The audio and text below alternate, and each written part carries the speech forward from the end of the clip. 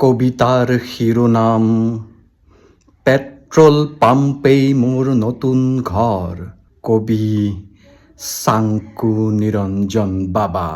আৰু কতো ঠাই নাই, পেট্ৰল পাম্পতেই সমতা পাই।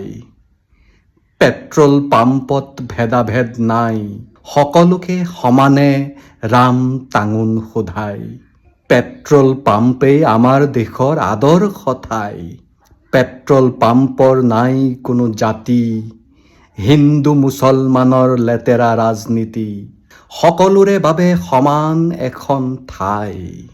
পূৰ্বপুৰুষৰ কাল বিজয়ী সংগ্ৰাম, ত্যাগ দেশপ্ৰেমে দিয়া আধুনিক ভাৰতৰ তীৰ্থভূমি এই পেট্ৰল পাম্প। হিন্দুৰ চৰকাৰেও য'ত মুছলমানক ঠগিব নোৱাৰে, পাকিস্তানৰ দালালি কৰিব নোৱাৰে য'ত মুছলমানৰ বিধায়কে।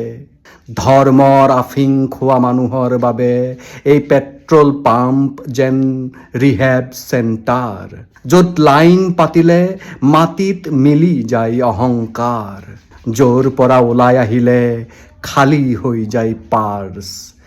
পেট্ৰল পাম্পত সঁচা অৰ্থত আখৰা চলে ধৰ্ম নিৰপেক্ষতাৰ।